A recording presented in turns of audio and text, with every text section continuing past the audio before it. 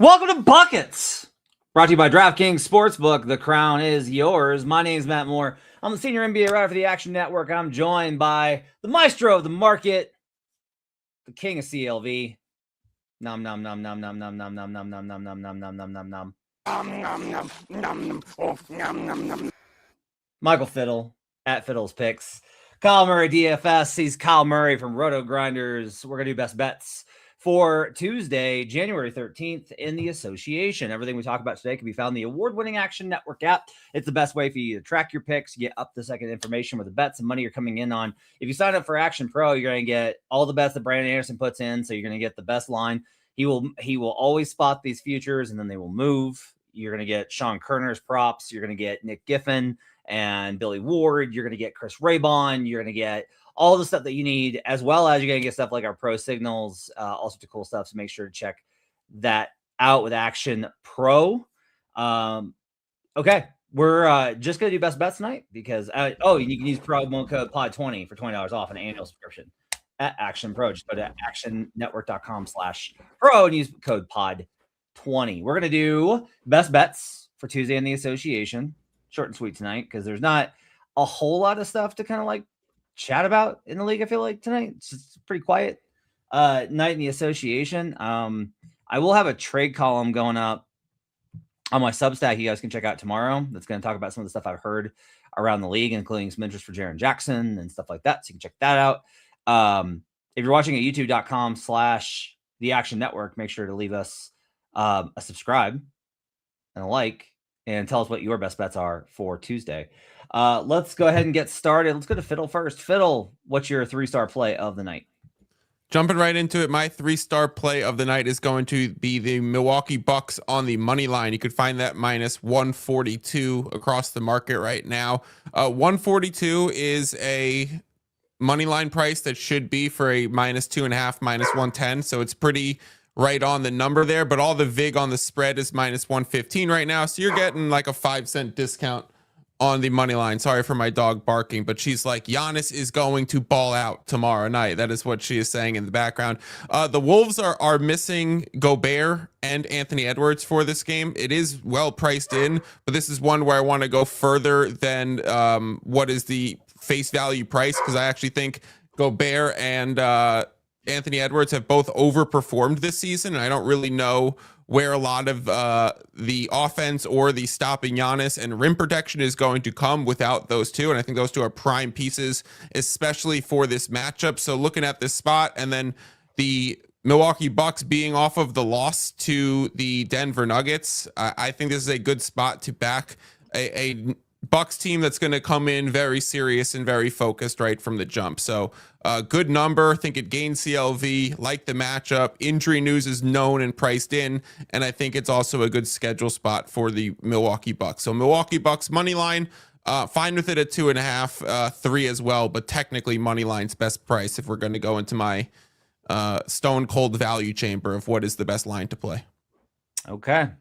I am going to stay away from this game. I do give a little bit of an edge to Minnesota based off of the overall power rating. I've got a 4-point reduction for Rudy and Ant being out. That seems light. I don't think that's probably as good of a line as I would make it. I would probably make it closer to, I don't know, 6.5 maybe for the total reduction between the two players, given what Ant does for the offense and what Rudy does for the defense. Bucks off the West Coast road trip. That's a little scary. Little bit of a scary spot there, just in terms of. So that's one of the things I wanted to ask you about, Fiddle, is these teams that come off of these road trips, and it wasn't like a super long one for the Bucks. It wasn't like they were on the road for like days and days. But they did hit the Lakers, and then they got killed by the Nuggets without 4 starters, which honestly isn't surprising. Like I was trying to explain to people, I was like, well, before the game, when I was at the game on Sunday, I was like, they're like, oh, the Bucks are going to kill them. And I was like, well, probably not, because they just got this big win versus the Lakers, and this is a letdown spot. Sure enough, they get a beat.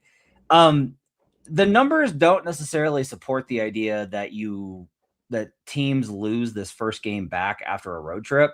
What is the only thing that you can really find is that favorites, like home favorites, win at a lower rate. The ATS numbers actually surprisingly aren't necessarily terrible. But the overall like win percentage goes down, which I think is interesting. Like if you do win, you do cover, which is the difference, right? There's fewer outcomes where the home team off of the road trip wins but doesn't cover. Do you have an opinion on that spot of coming back off of the road trip and you're at home?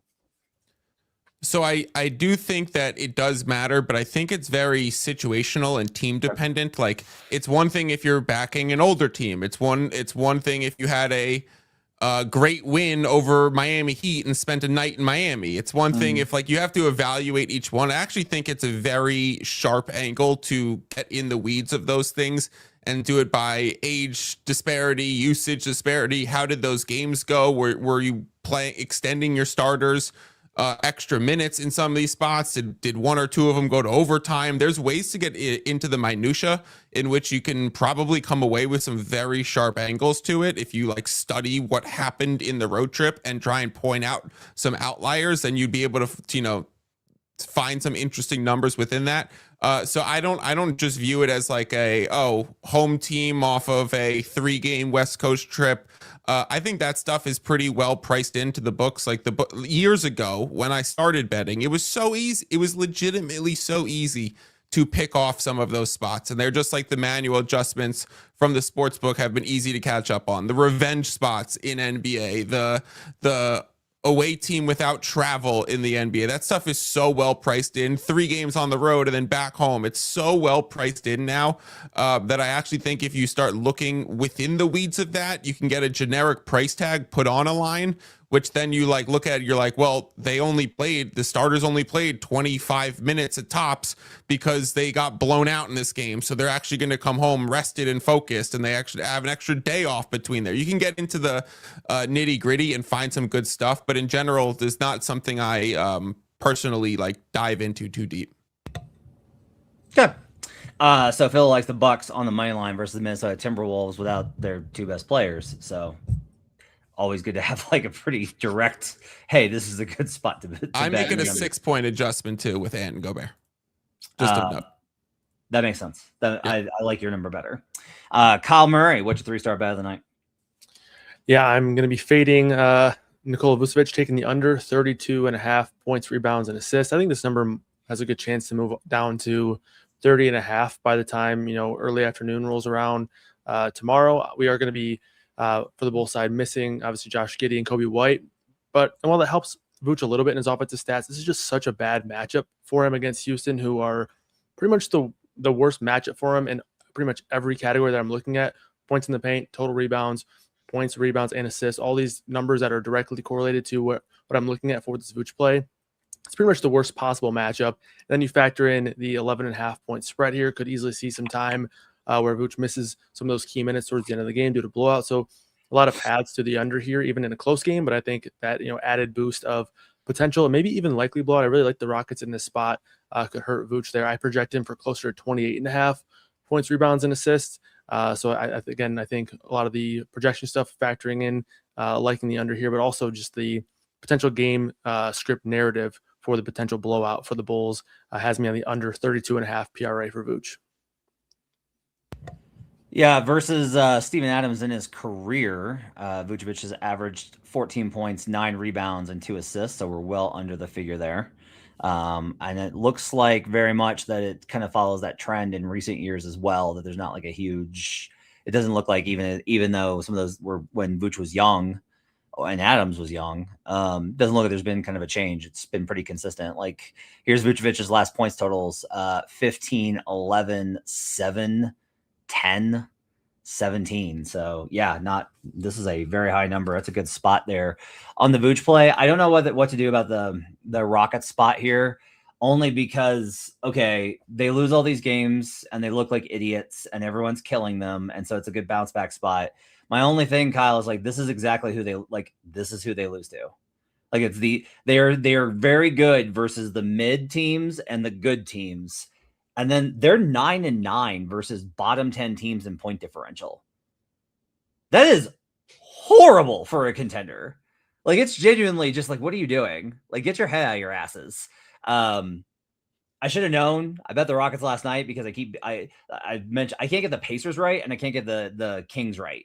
where I just keep being like, my numbers keep being like, you should bet on the Kings. I'm like, okay, there's value. No, Kings got murdered.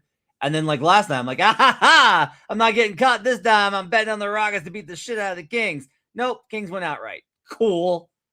Thanks, Houston. So I don't know about the spot, but I do think that this line in particular is very good with Vooch under 32.5 PRA. Like that's a really good look there, Kyle.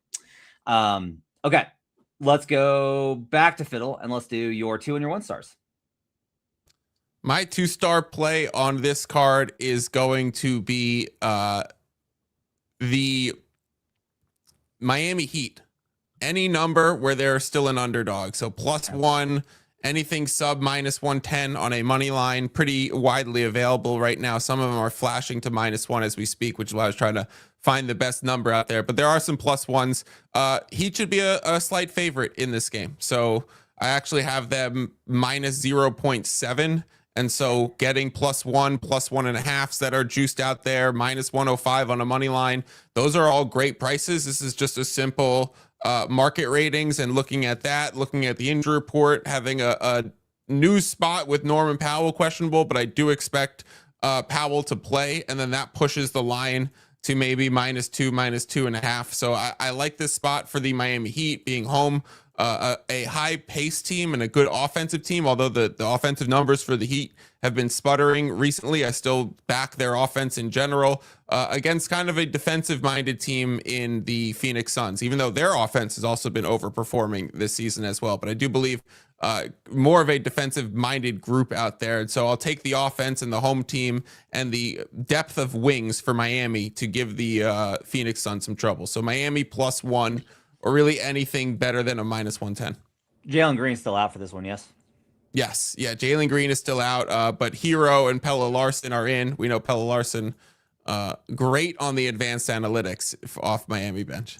You mentioned Tyler Hero. Brian Fonseca is going to appear in a puff of smoke and demand that you bet against the Heat because Tyler Hero is going to play. So when Tyler Hero's in, the market moves a point and a half towards Heat, and when Tyler Hero's out, it goes the other way. So until that changes, I will be beating the drum of Tyler Hero is still a valuable player. I'm still on the team of the Atlanta Hawks are better with Trae Young.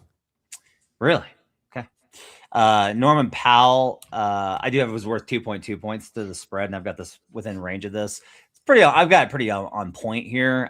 Suns have been really great on the road against the spread. They've been awesome this season, and I've just been killing the market in general.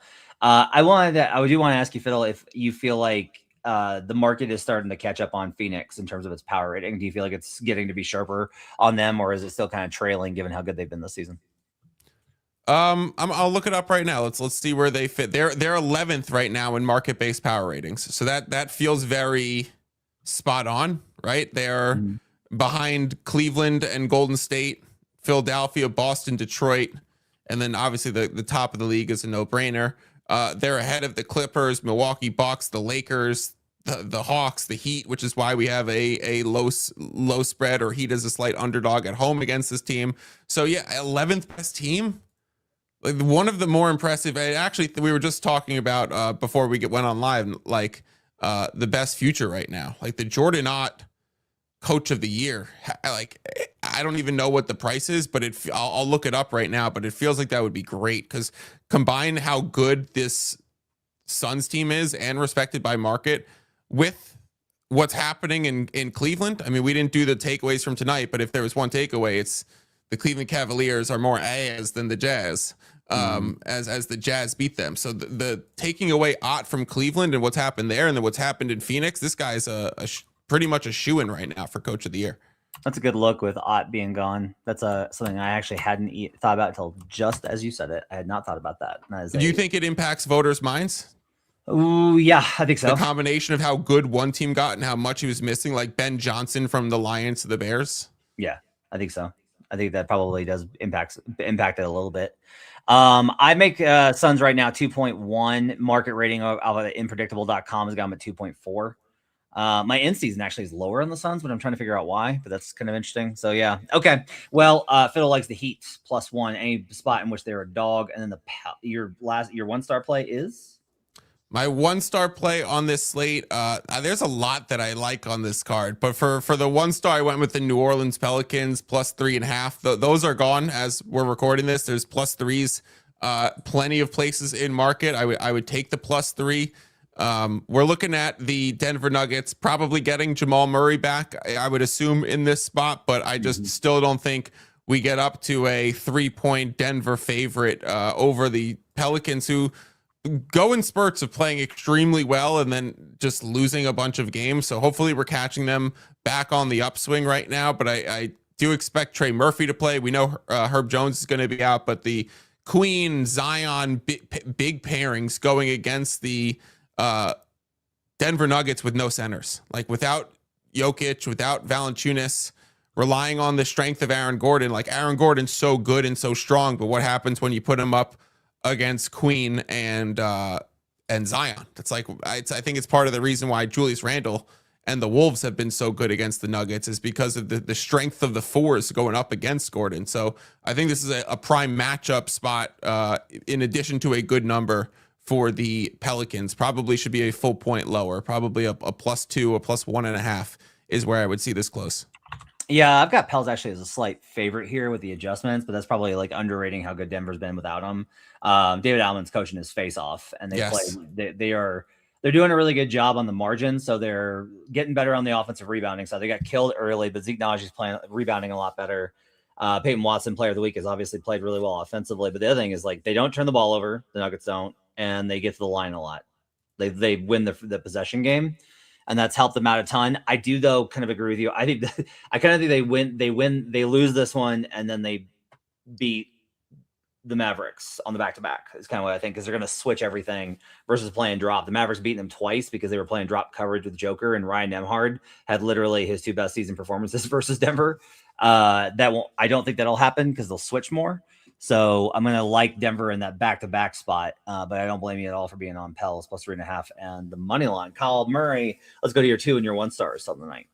Yeah, honestly, Fiddle kind of capped my 2-star play a good amount, so appreciate him taking some of the work off my plate. But I like Zion Williamson over 26.5 points and assists. Obviously, a lot of things that Fiddle said certainly translate here. The matchup against Denver has been good this season, and it's only gotten better now with obviously them struggling from an injury perspective. I project Zion for 25 points alone in this spot, while also adding about 4.5 assists. His potential assists have been up quite a bit as of late, 7+ potential assists in 4 of his last 5 games. And he's had some unlucky, variance in terms of converting those potential assists as well. So I think that there's some upside for, a 5-6+ assist game. And I think I would not be surprised if he scores 26, 27+ points alone in this matchup. So it's just an added bonus on that combo play. Usage has been way up so far this season without Saddiq Bey on the floor as well. Saddiq Bey is going to miss this one again.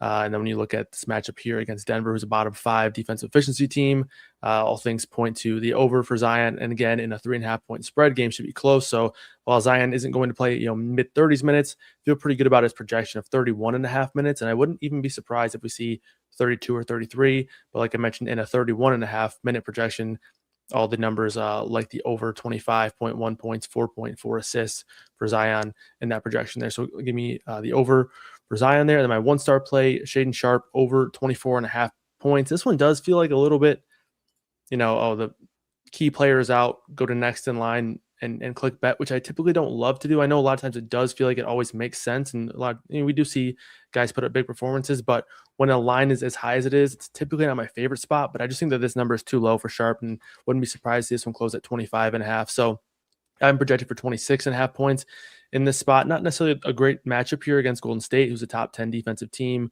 But nonetheless, with no Denny, he has a 40% usage rate, and that's in a 175-minute sample with no Denny and no Jeremy Grant so far this season.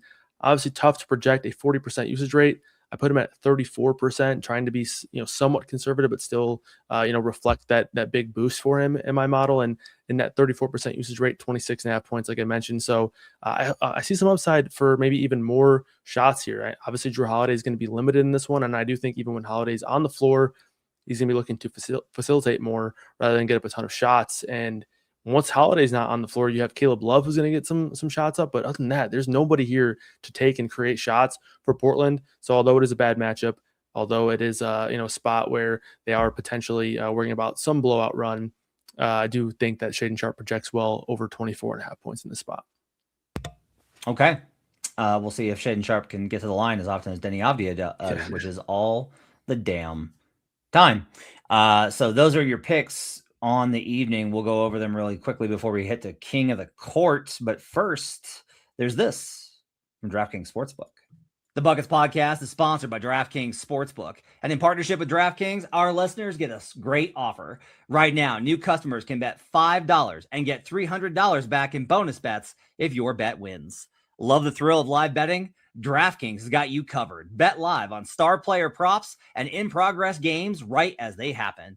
To get started, use promo code BUCKETSNBA when signing up with DraftKings. That's code BUCKETSNBA when signing up with DraftKings for $300 back in bonus bets if your bet wins. The crown is yours. All right. So our best bets on the evening, we'll go ahead and go over those real quick. Kyle Murray likes Nikola Vucevic under 32.5 PRA. Zion Williamson over 26.5 points and assists. And Shaden Sharp over 24.5 points. Michael Fiddle likes the Milwaukee Bucks on the money line. The Heat +1 or any point where they're a dog. And the New Orleans Pelicans +3.5 and on the money line. So you can probably put together Zion over 26.5 points and assists and the Pels on the money line for a nice little same game parlay if that is your preference. We will do King of the Court tonight. Kyle just sent over his projections for me for where he's got the leaders of King of the Court. And as always, who is our King of Chalk for the night, Kyle? Per usual, it feels like they are purposely putting the Lakers on these slates, but Luka is again leading the field, and it's to be expected at this point. I have at a 40% King of the Court rate for this one. So the Lakers are getting absolutely housed by the Kings right now, like annihilated. Back-to-back spot. Fiddle, do you have any? Is there anything to worry about with Luka not playing on this back-to-back? I already played the under. I'm worried if they do play. Like, what if LeBron ends up? LeBron said after the last back-to-back, I'll be questionable on back-to-backs for the rest of eternity, or some funny quote like that. Yeah. So the number started crashing from 235.5 on this Hawks. And I think the Hawks are going a little bit more defensive now that they don't have Trae Young and they're replacing him with like lengthy guards with Alexander Walker, Dyson, like running the show with Jalen Johnson. So I like how defensive Atlanta's been. So I played the under thinking maybe LeBron doesn't go. But yeah, if Luka also, I think it's always up in the air. I expect Luka to play. I'm wondering, does LeBron play because they're getting housed by the Kings right now? So I'm going to watch his minutes. And then do I, dump off that ticket and open up a middle? Because maybe this would be one of the spots where LeBron does play. And then I wonder how that affects the King of the Court projections, if LeBron's back on the court and if it's actually worth it to go on a pivot. It's definitely worth it to save your token until all of this information is known. So you can know to like pivot with SGA or Wembanyama or Curry or Giannis is probably in a prime opportunity. But if you want to go Luka, just keep waiting on the news, because I would assume you want LeBron out. Yeah, I mean, Kyle, I assume like this only gets better if LeBron's out, right? Yeah, for sure. I think it would probably even balloon even more pretty significantly. And I last week, LeBron was like my pick for King of the Court, just because there was some instant leverage there with everyone taking Luka, and LeBron put a pretty good fight. I think he finished second in terms of King of the Court. But yeah, if LeBron's out, it'll certainly be Luka with a stranglehold over that. And I think DraftKings tweeted out the potential bonus was $26 for Luka last time. So people are continuing to take him for King of the Court. And again, I still would recommend not taking that if you're looking for a bigger payout. But so yeah, clearly people are going to continue to be on Luka in a big way. All right. Well, if we want the value, then where do you want to go, Kyle? I think there's a couple of pretty good picks here. I think the guy I would prefer is Jamal Murray, and a guy who I actually considered throwing out a one-star play. We haven't seen Jamal Murray in a few games. He's been dealing with an illness, so obviously he's been sidelined. But I thought about giving his triple-double out as a one-star play. It was a pick that I was on a few games ago when he missed that first game with an illness. Now he gets a great matchup here against the Pelicans, who play at a top 12 pace and are a bottom 4 defensive team. Obviously going to have a ton of usage increase with no Jokic and no Joval. And then the rebounding rate also goes up a bit as well. And obviously we've seen what he's been doing in the assist category with no Jokic. So I think the last time we saw him, it was that 14 assist game. So he's been putting up a ton of production in that category as well. And obviously we know he can go out there and score, 40, 45 points any given night. So 16 and 17 assists is what I'm seeing for the last 2 games we saw from him. So massive production there for Jamal Murray. So he'd be the secondary pick for me.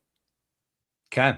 And then we got one more, which is the king of fun. And that it's going to be Shaedon Sharpe based off of Kyle's look on Sharpe. I can't imagine what the payout would be. Like, payout would be wild, Kyle. Like, you're going to be like one of like 4 people on Shaedon tomorrow night for King of the Court. Yeah, I do, again, typically worry about like maybe if people are, obviously they're going to understand that Denny is out and maybe Sharpe will get a little bit more attention than he's actually deserving of for this particular promo. And that's always a concern. But I don't think many people will be looking, for him over guys like Luka, Giannis, Murray, SGA, Steph Curry, a ton of massive names, even Julius Randle with no Anthony Edwards and Gobert. So I do think Sharpe would lead to a pretty massive payout. And again, I think when you're playing this promo, you have to look for guys who can go out there and put up 50 PRA or just actual 40-point scoring upside. And while it is a difficult matchup, Shaedon Sharpe could easily lead this slate in usage, and that's even with Luka on the floor and playing. And I think there's a world where even if LeBron's out, he has a usage rate matching Luka. Obviously, he's not going to be able to do everything else that Luka does, but when you're looking for a guy for a massive payout, that's the kind of upside you should be looking to chase. And I think Shaedon Sharpe has that 30-shot upside in the spot. All right, so Luka Doncic, Jamal Murray, or Shaedon Sharpe, depending on how risky you want to go. Those are our King of the Court picks, brought to you by DraftKings Sportsbook. The crown is yours. That's going to do it for Buckets tonight. Be back with you tomorrow. Full slate, more best bets, more analysis, all sorts of stuff. Make sure to check out Michael Fiddle at Fiddle's Picks. He runs down the card every single day on Twitter. Make sure to follow Kyle Murray at KMurDFS in the Action Network app. Over at Roto Grinders, appreciate you guys being with us. My thanks to David Payne, our producer. We'll see you guys again next time. Till then, let's get buckets.